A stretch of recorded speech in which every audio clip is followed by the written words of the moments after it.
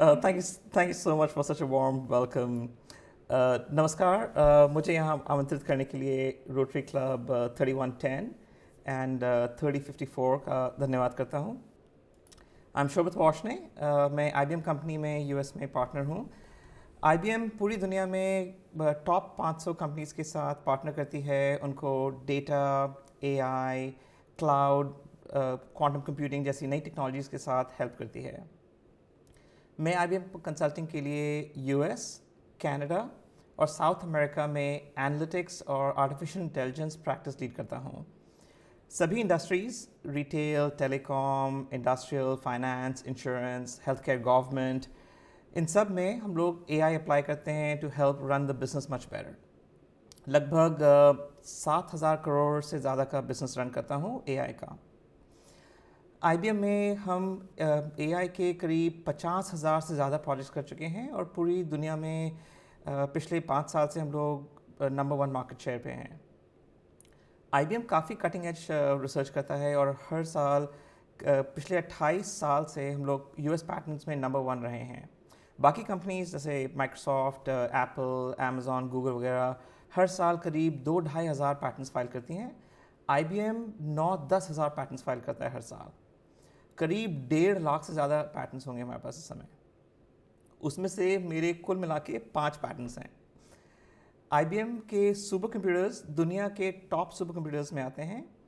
And to give you some context, अगर दुनिया का हर इंसान, बच्चे से लेकर बूढ़ा, अगर एक कैलकुलेशन पर सेकंड करता है तो दुनिया के 800 करोड़ लोगों को 10 महीने लगेंगे उतनी कैलकुलेशंस करने में जितना IBM सुपर कंप्यूटर 1 सेकंड में कर लेता है।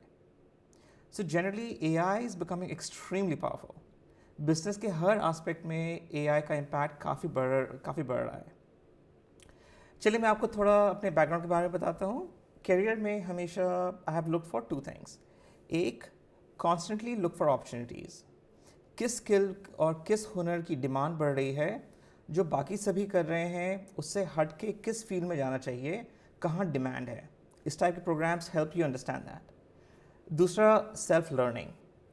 मैं खुद कैसे जल्दी से वो स्किल गेन करके आगे बढ़ जाऊँ सबसे। मेरे दोनों पेरेंट्स ने हमेशा एजुकेशन पे बहुत एम्फेसिस दिया और हमेशा हमें इंकरेज किया कि पढ़ के जल्दी से आगे बढ़ो।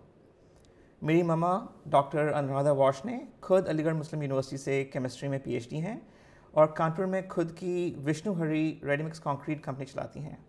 कुछ साल पहले उन्होंने करियर चेंज करके women entrepreneur of the year का अवार्ड भी जीता। वो भी कॉन्स्टेंटली मेहनत करके आज भी कुछ नया करती रहती हैं। अभी उन्होंने रिसेंटली प्रेमांजलि फाउंडेशन के अंडर को इस्टेब्लिश करके उसके अंडर काफ़ी सोशल वर्क शुरू किया है। मेरे पापा डॉक्टर संतोष कुमार IIT दिल्ली से सिविल इंजीनियरिंग करने के बाद उन्होंने भी PhD की।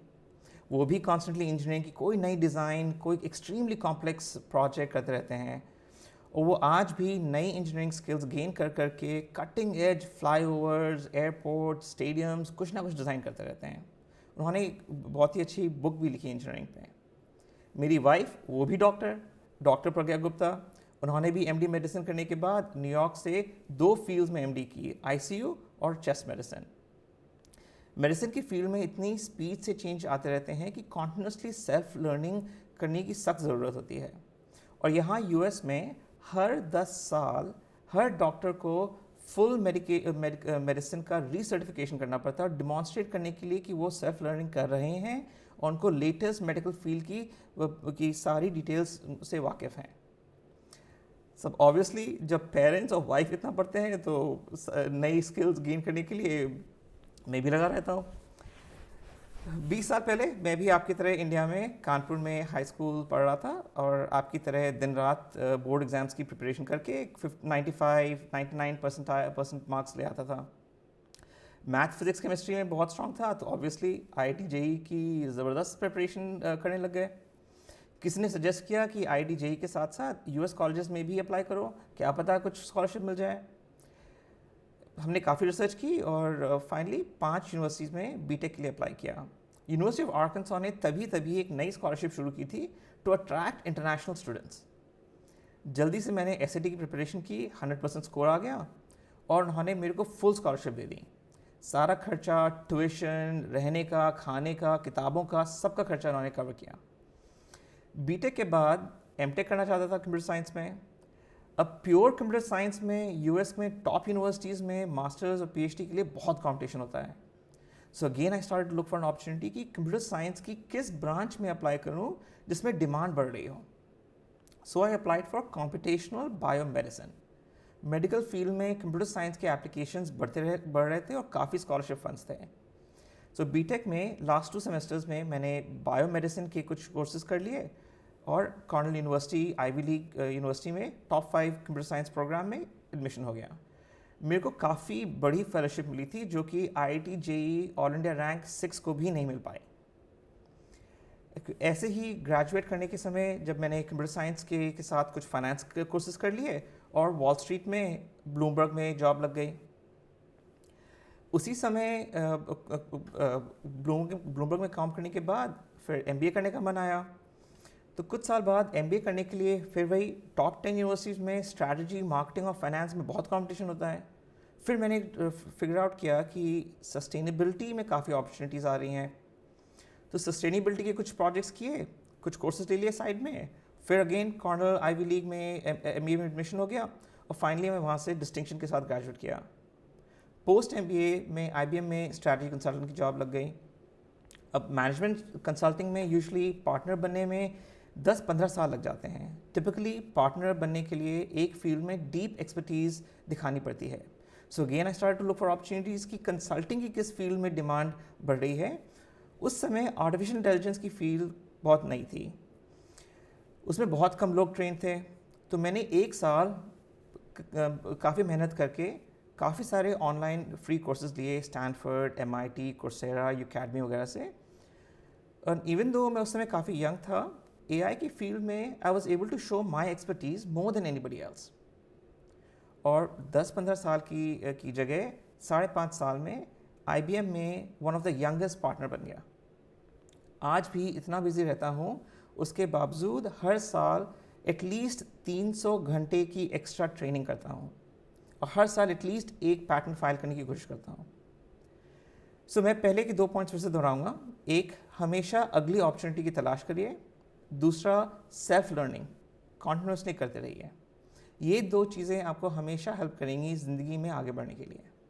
मैं आपको एक आखिरी एग्जांपल और देता हूँ। अभी मैं रिसेंटली एक इंटरव्यू कर रहा था जिसमें कि कैंडिडेट एक टॉप यूनिवर्सिटी से नहीं था। हम लोग आईबीएम में सारे एमआईटी, स्टैनफोर्ड और न्यूयॉर्क यूनिवर्सिटी वगैरह से काफ़ी हायर करते हैं, तो उसके चांसेस काफ़ी कम थे इंटरव्यू पास करने के। लेकिन जब वो इंटरव्यू के लिए आया, उसने क्रिकेट मैच का स्कोर प्रिडिक्ट करने के लिए एक ऐप बनाया था। उसको क्रिकेट का बचपन से बहुत शौक था। उसको समझ में आ गया कि डेटा साइंस में बहुत अपॉर्चुनिटी है। उसने खुद अपने आप सेल्फ लर्निंग करके डेटा साइंस के प्रोजेक्ट के क्लासेस लिए और उसने ऐप बनाया दिखाने को कि उसका इंटरेस्ट है और उसको हमेशा नई अपॉर्चुनिटीज़ में खुद सेल्फ लर्न करके आगे बढ़ता रहेगा। अब एज अ इंटरव्यूअर मेरे को हायर करने के लिए इस टाइप के लोगों की ज़रूरत है जो कि खुद हमेशा नई टेक्नोलॉजीज़, नई चीज़ों के लिए अपने आप उनके पीछे भाग के खुद सेल्फ लर्न करके आगे बढ़ते रहेंगे। ऐसे लोग हमेशा चांस पे डांस करके आगे बढ़ते हैं। आप मेरी सबसे एंड में एक बात दोबारा कहूँगा, continuously look for opportunities, invest in self learning through out your life. धन्यवाद।